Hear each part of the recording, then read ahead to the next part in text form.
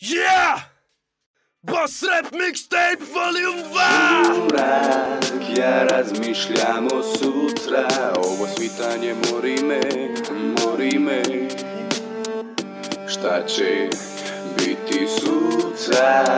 Jer ovaj život sav raskori me.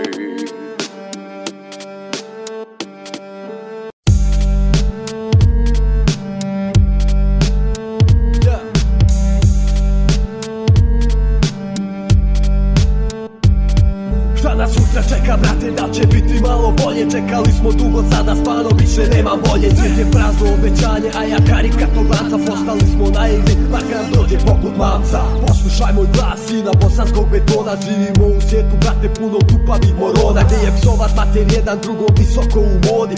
Ponovo se pita gdje nas novo sutra vodi. Sve se svodi na isto, ili umreti preživi.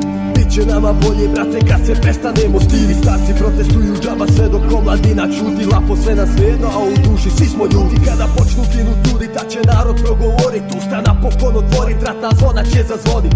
Promjene će tražit, svi smo siti zajebanci. I opet će se čuti kao neka djeca cijele nacije. Frustracije smo puni, brate, kao bure vardan. Ovo sutra bit će bolje kad se digne talas naroda. Život nije isti, brate, kao ružan san.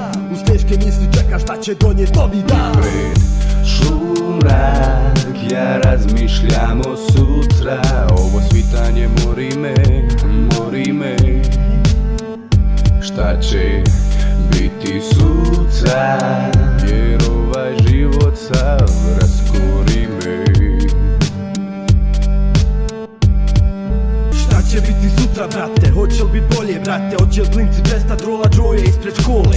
Kamo sve ovo ide? Hoće li babci skinut masku? Jel ima fajde od repa ili da se posvetim faksu? Još jedno bezvezno buđenje, pogled mi odluto. Čekam bolje sutra, zadovoljan sam i trenutko.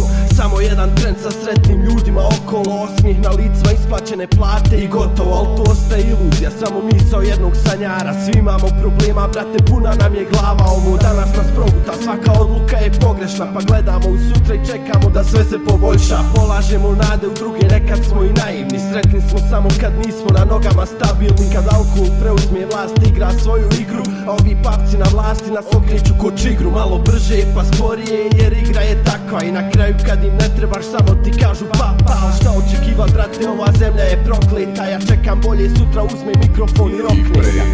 Šumrak, ja razmišljam o sutra. Ovo svitanje mori me.